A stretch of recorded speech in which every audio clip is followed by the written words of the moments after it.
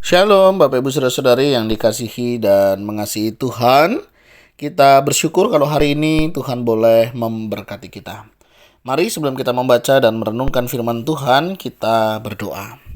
Tuhan, terima kasih, kami bersyukur untuk berkat-Mu, untuk kasih setia-Mu di dalam hidup kami.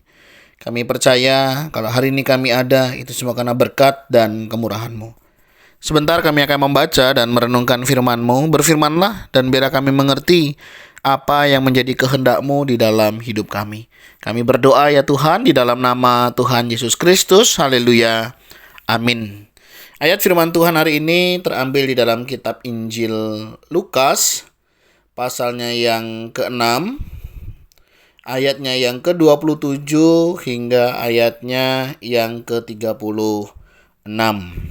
Ayat 35 akan menjadi bacaan saya hari ini. Tetapi kamu kasihilah musuhmu dan berbuatlah baik kepada mereka, dan pinjamkan dengan tidak mengharapkan balasan.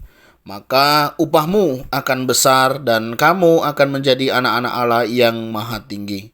Sebab ia baik terhadap orang-orang yang tidak tahu berterima kasih dan terhadap orang-orang jahat. Ayat 36, hendaklah kamu murah hati sama seperti Bapamu adalah murah hati.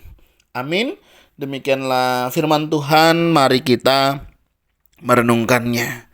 Bapak Ibu Saudara yang dikasihi dan mengasihi Tuhan, sadar tidak sadar terkadang dalam hidup ini ada musuh, ya.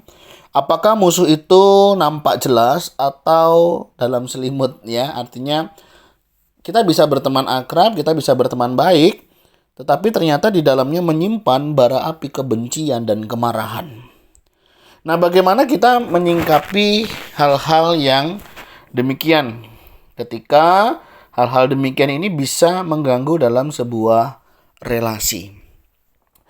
Pada umumnya, orang terhadap musuh itu pengennya sesuatu terjadi yang tidak baik, ya.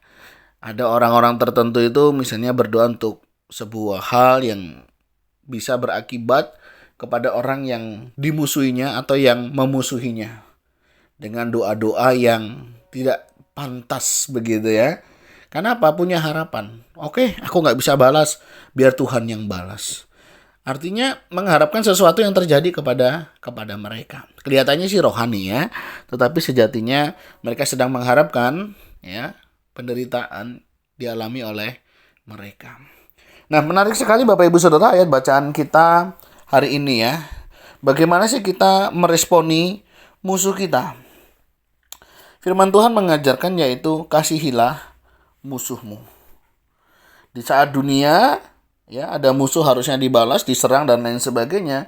Firman Tuhan justru ajarkan sesuatu yang berbeda, yaitu apa? Kasihilah. Ada satu tindakan aktif untuk seseorang ini dengan sadar. Ini kan dibutuhkan dengan sadar, ya. Dengan sadar untuk mengampuni. Jadi untuk mengampuni ini bukan hal yang mudah Bapak Ibu Saudara. Bayangkan kita sudah disakiti, kita sudah dilukai, kita sudah diperlakukan, ya, tidak selayaknya. Enak aja mengampuni. Enak aja kamu yang ngomong, kamu tidak merasakannya.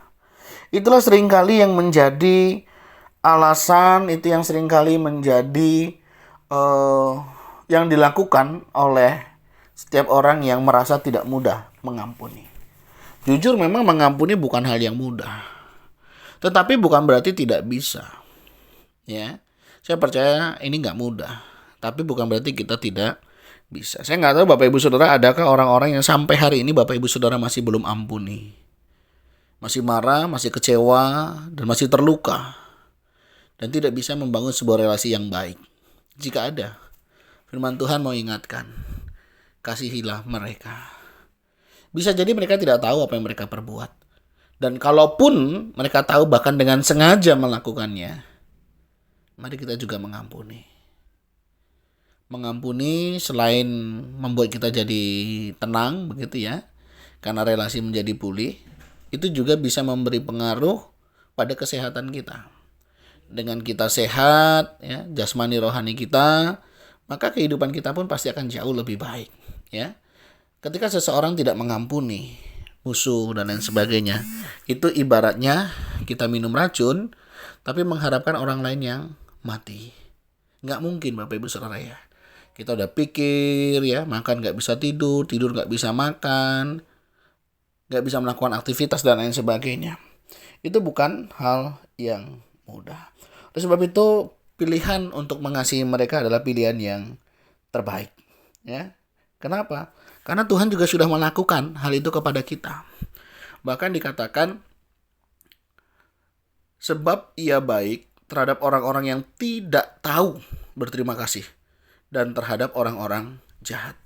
Kalau kita mengasihi orang yang mengasihi kita, apa bedanya? Orang yang tidak percaya kepada Tuhan pun melakukannya. Jika kita baik kepada orang yang baik, di luar sana banyak bahkan lebih baik dari kita.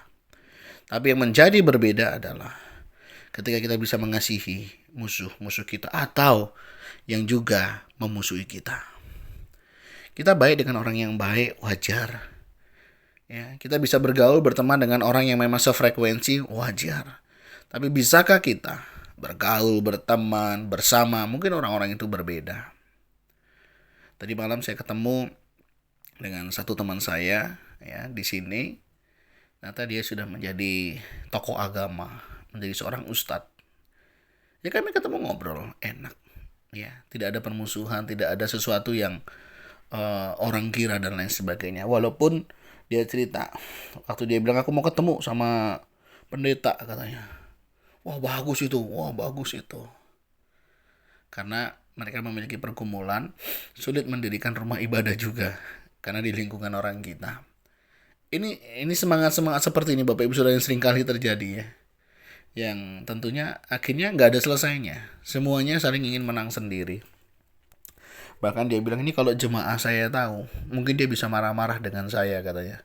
Karena saya ketemu dengan orang Kristen, seorang hamba Tuhan. Bapak Ibu Saudara, semangat-semangat yang seperti ini yang terkadang hilang ya. Kita bisa beda pendapat, tetapi bukan berarti kita tidak bisa duduk satu meja. Kan begitu. Marilah kita kasihi. Cinta kasih itulah yang akan mempertemukan kita. Segala perbedaan, segala hal yang membuat kita bisa jadi berbeda. Nah, jika ada di antara kita hari ini, mari kita selesaikan hal-hal yang demikian. Apakah kita pernah disakiti, apakah kita pernah terluka, apakah kita pernah dirugikan, atau apapun itu yang membuat kita bisa kecewa, marah, selesaikan di hadapan Tuhan.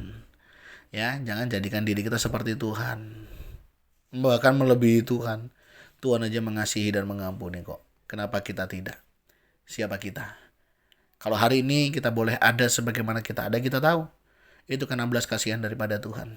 Dia mengasihi kita orang yang jahat. Dia mengasihi kita orang-orang yang tidak tahu berterima kasih. Dan itulah kita sebenarnya.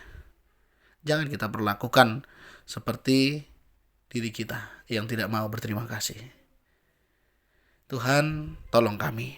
Terima kasih. Engkau sudah ingatkan kami untuk kami boleh hidup dalam kasih dan kemurahan-Mu.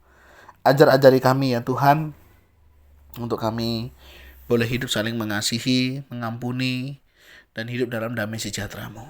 Jika ada di antara kami yang menyimpan dendam, sakit hati, kecewa, kemarahan, kami berdoa. Kiranya Engkau Tuhan tolong dan mampukan kami, untuk kami semua bisa dan boleh melewatinya. Terima kasih ya Tuhan, terima kasih. Kami berdoa, kami menyerahkan untuk kehidupan kami selanjutnya ke dalam tangan-Mu. Kiranya Engkau yang memberkati. Kami berdoa di dalam nama Tuhan Yesus Kristus. Haleluya. Amin. Bapak Ibu Saudara, demikianlah renungan kita hari ini. Kiranya Tuhan Yesus memberkati kita sekalian. Shalom.